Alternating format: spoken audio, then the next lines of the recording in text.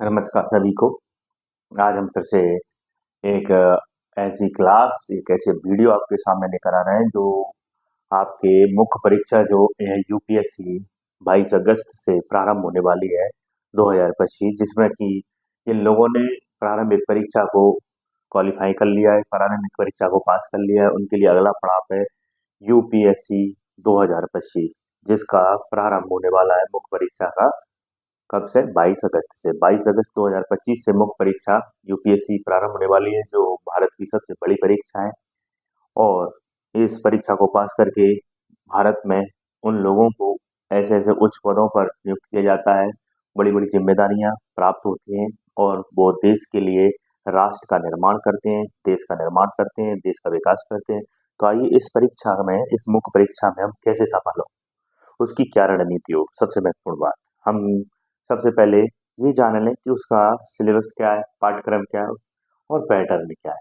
अगर हम उसका सिलेबस क्या है, पाठ्यक्रम क्या है और उसका पैटर्न क्या है ये समझ लेते हैं, तो ये बात पक्की है कि हम उस परीक्षा में अच्छा स्कोर करके अपने आप को सफल कर सकते हैं, सफल बना सकते हैं। तो देखिए, प्रारंभ होने वाली कब से? 22 अगस्त से।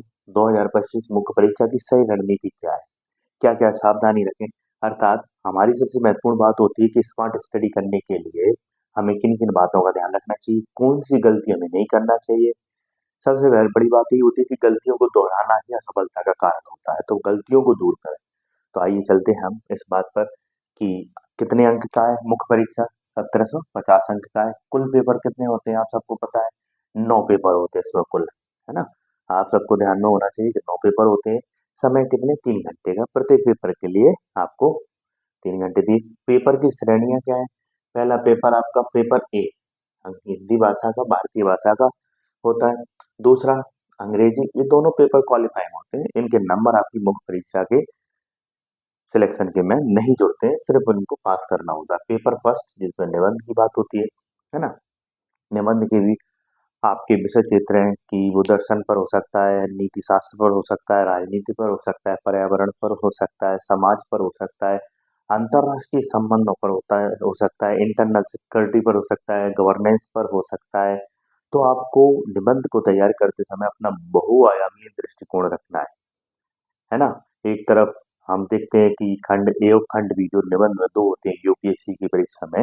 या खंड ए तथ्यात्मक जानकारी और समाज और राजनीति, धर्म, इन सब विषयों से जुड़कर विभिन्न प्रकार की जो करंट अफेयर्स में चल रहे मुद्दों से जुड़कर कि विश्व किस प्रकार से तृतीय विश्व युद्ध की ओर बढ़ता जा रहा है, अंतरराष्ट्रीय स्तर पर किस प्रकार से देशों के बीच संबंधों में तनाव में वृद्धि हो रही है, तो वही समाज में व्याप्त कुप्रथाओं के कारण समाज का एक वर्ग कैसे पिछड़ गया है, उसको कैसे ऐसी सही टॉप। और दूसरा जो खंड भी आता है वो दर्शन शास्त्र पर कि रही मन पानी राही बिन पानी, ऐसे दो खंड निबंध में आते हैं।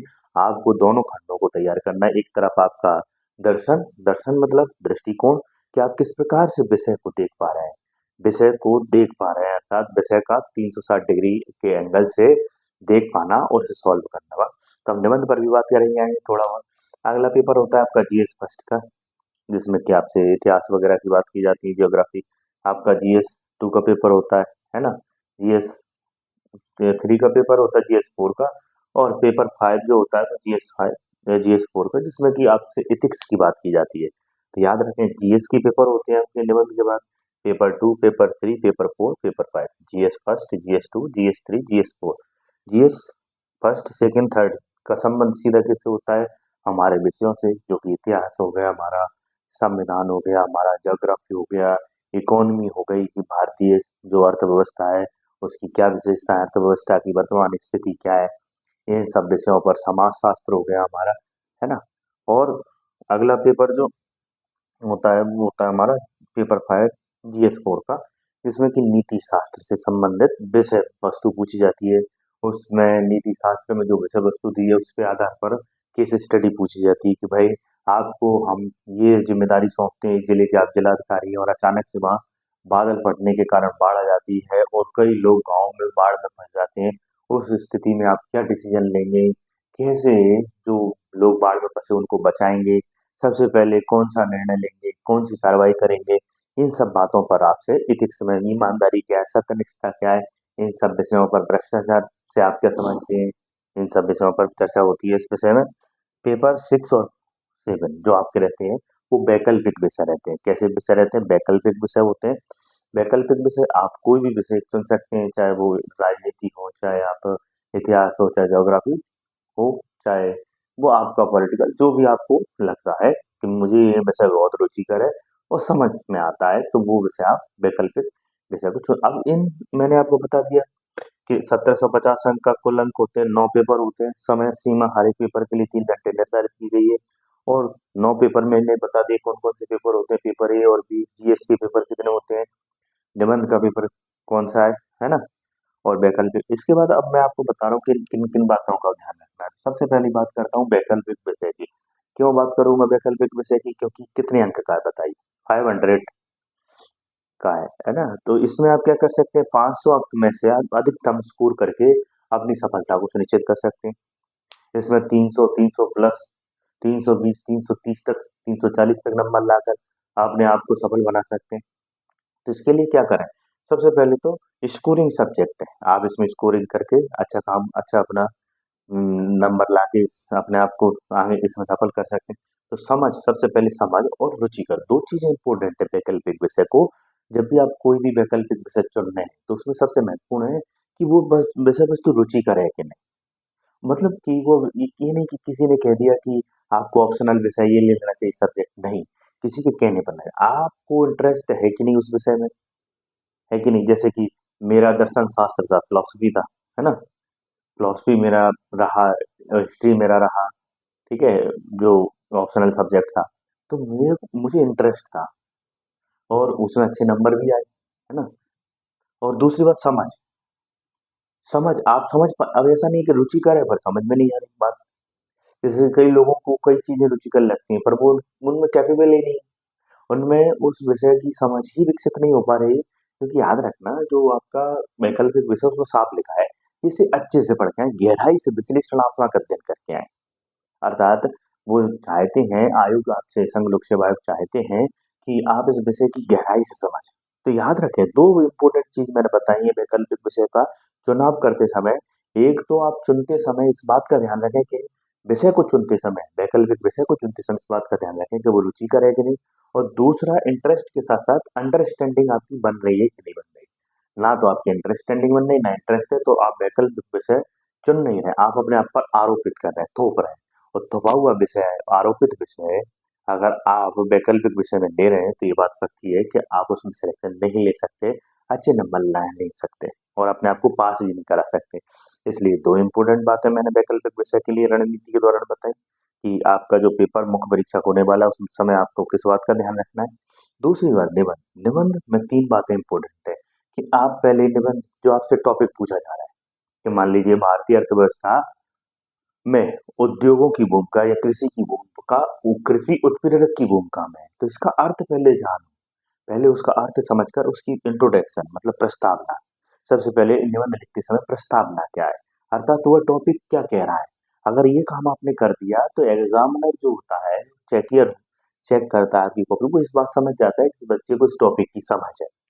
जो अभ्यर्थी है उसे, जो स्टूडेंट है उसको इसकी क्या समझ है, तभी इसने उस टॉपिक के अर्थ को, मतलब प्रस्तावना क्या है, एक क्या करना अपनी उस टॉपिक की, या हम जैसे हमसे पूछा जाता है कि आप अपने बारे में बताइए, तो वैसे ही उस टॉपिक के बारे में बताना कि वो टॉपिक क्या जानना चाह रहा है।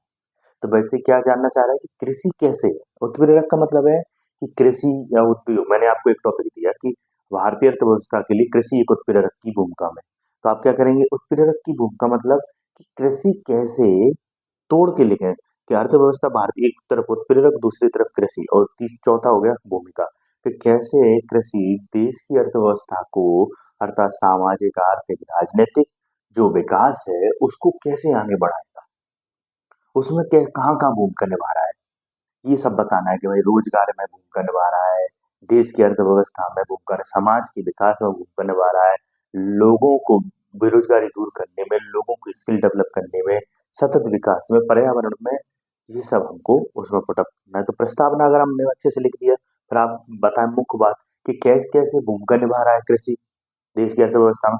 जब हमने बता दिया कि कृषि ऐसे, हमें मुख्य बात लिखते समय दो बातों का ध्यान रखना है कि कैसे भूमिका निभा रहा है और कैसे भूमिका नहीं निभा पा रहा है। वो क्या आधार है जिससे कृषि देश की अर्थव्यवस्था को आगे बढ़ा रहा है, परंतु वो कौन-कौन से कारण है कि अभी भी अर्थव्यवस्था में कृषि वो रोल नहीं निभा पा रहा है जिसकी आवश्यकता है। और फिर उपाय कि सरकार क्या उपाय कर रही है और आप अपने तरफ से कौन से उपाय सुझाते हैं। ये 3 बातें मुख्य बात में आपने लिखनी है। अगली बात निष्कर्ष। निष्कर्ष सबसे बड़ी बात है कि कई बच्चे ऊपर जो बातें लिखी हैं उसको समराइज़ नहीं कर पाते, है ना? निष्कर्ष अर्थात आपकी स्पष्टता दिखनी चाहिए। पूरे निबंध में ये स्पष्टता लिखना दिखना चाहिए वैसे तो, ऊपर से नीचे तक लिंक होना चाहिए हर बात आपकी। ऐसा नहीं कि आप मुख्य बात से हटकर चीज़ों को लिखें निबंध में।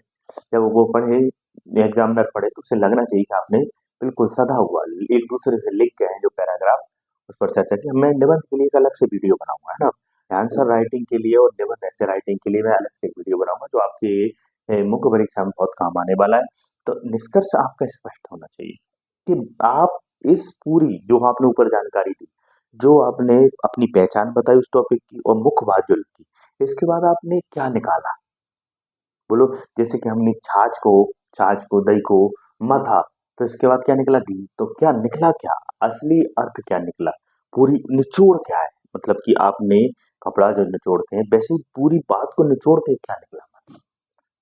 बोलिए, तो याद रखें वो निचोड़, स्पष्टता, ऊपर कही गई बात को क्या करना अपने शब्दों में स्पष्ट करना, वो उसका पूरा उपसंहार निष्कर्ष लिखना।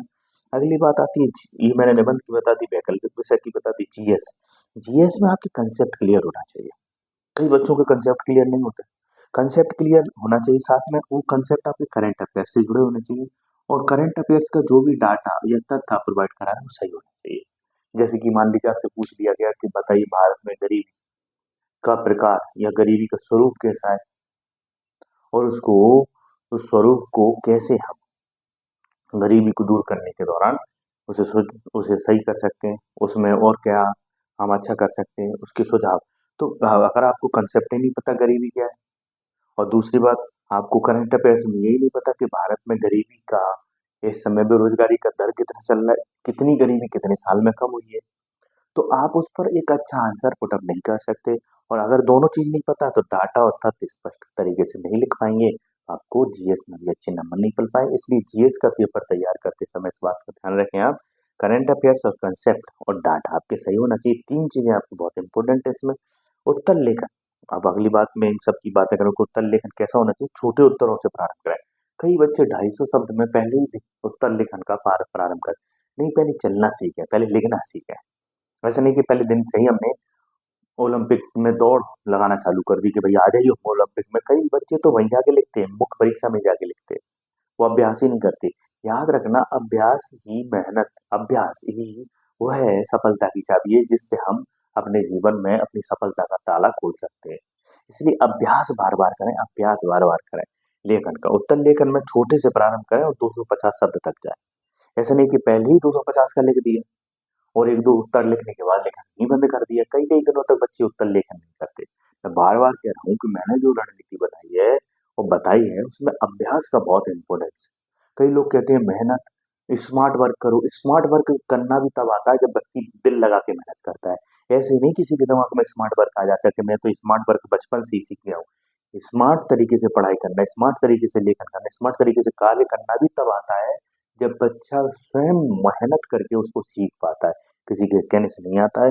समय प्रबंधन, गुणवत्ता युक्त लिखें, समय का भी ध्यान रखें और ऐसा नहीं कि कई बच्चे कि सर लेखन चालू कर दिया, कई प्रश्नों का उत्तर आधा-अधूरा लिख के रख देते हैं, कोई गुणवत्ता नहीं होती। उस प्रश्न का उत्तर पढ़ के ऐसा लगता है कि यार ये बच्चे एक बार मिल जाए, इससे बातचीत की जाए कि आपकी ना तो कंसेप्ट क्लियर, ना करंट अफेयर्स क्लियर जीएस पर, आपकी विषय पर पकड़ ही नहीं है। तो बताइए आप कोई क्यों आपको आज उस प्रश्न का जो आपने लिखा है उत्तर, उसमें अंक देगा? तो एक तो समय प्रबंधन और दूसरा गुणवत्ता युक्त लिखें।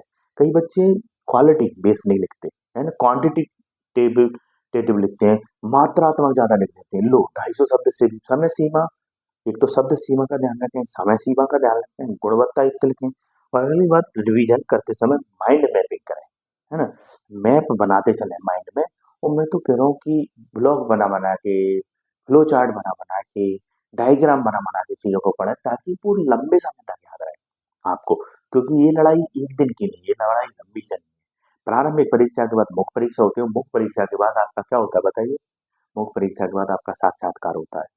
तो वहाँ पर भी आपकी जीएस के विषयों से, वैकल्पिक विषयों से संबंधित रिलेटेड प्रश्न पूछे जाते हैं। तो वहाँ पर भी आपके लिए यह सब ज्ञान काम आता है। तो मैंने आपको आज यूपीएससी 2025 मुख्य परीक्षा की रणनीति, सावधानियाँ, क्या-क्या बातों का ध्यान रखना है, किन-किन बातों का ध्यान रखना है, इन सब पर मैंने आज आपको इस विषय इस वीडियो के माध्यम से चर्चा की और बताया।